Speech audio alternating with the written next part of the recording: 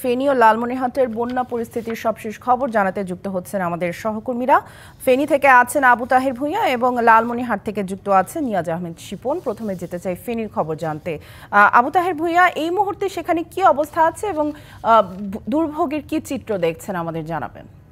গতকালকে এখানে যে বাঙ্গস্থানটি হয়েছিল ফেনীর ফুলগাজী উপজেলার বণিকপাড়া বা উত্তর বাহিয়া নামক স্থানে, সেখানে খুব প্রবল বেগে পানি ঢুকে লোকালয়ে পানি ঢুকেছিল এবং মানুষ তথাকথিত আতঙ্কের মধ্যে ছিল। সেই আতঙ্ক এখনও কাটে নাই, তবে নিম্নাঞ্চল থেকে পানি কমতে শুরু করেছে। বাড়িঘর যেখানে রয়েছে সেখানেও পানি একটু কমেছে।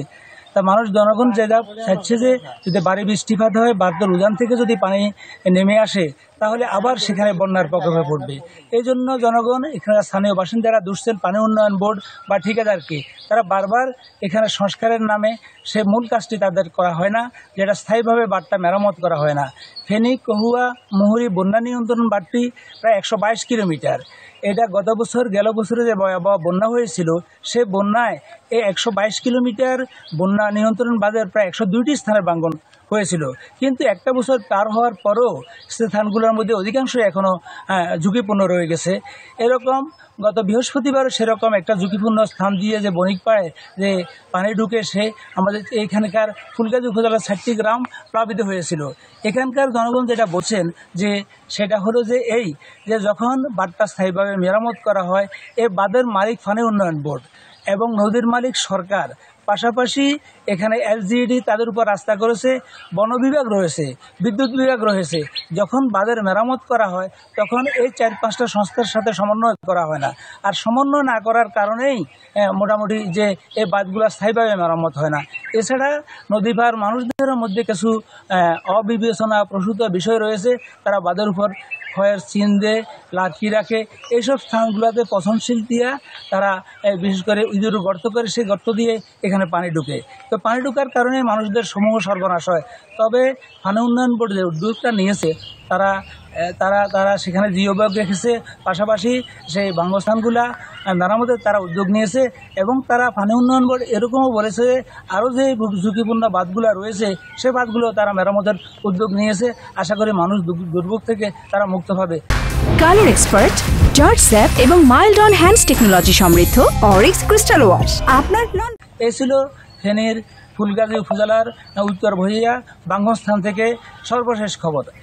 তাহের, ধন্যবাদ আমাদের সাথে যুক্ত হওয়ার জন্য।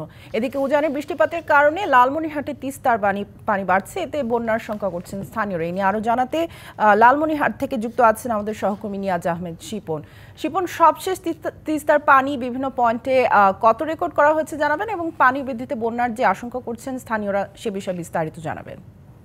স্বামী, গতকালকে কিন্তু বিকালে 20 সেন্টিমিটার নিচ দিয়ে পানি প্রবাহিত হয়েছিল, যদিও আজকে 55 সেন্টিমিটার নিচ দিয়ে প্রবাহিত হচ্ছে। অর্থাৎ হলো যে এই পানি এখন কিন্তু কমতে শুরু করেছে। কিন্তু একটি বিষয় দেখা দিয়েছে, এই যে স্বল্পমেয়াদী বন্যা শুরু হয়েছে লালমনিরহাটে, এই বন্যার কারণে কিন্তু বিভিন্ন স্থানে ইতিমধ্যে ভাঙন সৃষ্টি হচ্ছে। মূলত এই তিস্তা পানির যে তলদেশ আছে অর্থাৎ মাঝখানে, সেটি কিন্তু ভরাট হওয়ার কারণে দুই তীরে কিন্তু পানি স্রোত চলে যায়, যার ফলে দুই তীরে কিন্তু ভাঙন সৃষ্টি হয়। যার ফলে এইখানকার যারা তিস্তাতলির মানুষ আছে, এই নিম্ন অঞ্চলগুলো আছে, তারা কিন্তু তলিয়ে যায় এবং ভাঙন সৃষ্টি হয়।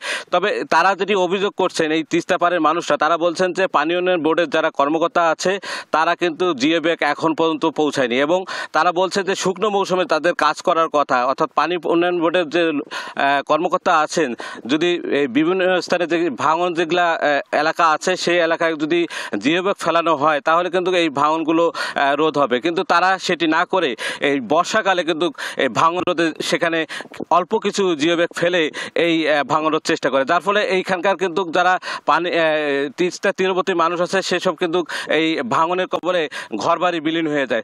আমরা গতকাল থেকে দেখেছি বিভিন্ন স্থানে, অর্থাৎ লালমনিরহাটের 5টি উপজেলা দিয়ে কিন্তু এই তিস্তা নদী বয়ে গেছে, যার ফলে এইখানকার যারা 5টি উপজেলায় আছে এই তিস্তা তীরবর্তী মানুষ আছে তারা কিন্তু বিভিন্ন স্থানে কিন্তু ভাঙনের মুখে পড়েছে। তারা বলছেন যে এই যে শুকনো খাবার বিতরণ করা হয় যে জেলা প্রশাসন থেকে, সেটা কিন্তু চায় না। তারা চায় যে তিস্তা মহাপরিকল্পনা বাস্তবায়ন করে তাদেরকে যেন সুখ শান্তিতে বসবাস করার জন্য। তো এই ছিল আমার হাতে এখানকার সর্বশেষ অবস্থা। শাম্মী, শিপন, ধন্যবাদ আমাদের সাথে যুক্ত হওয়ার জন্য।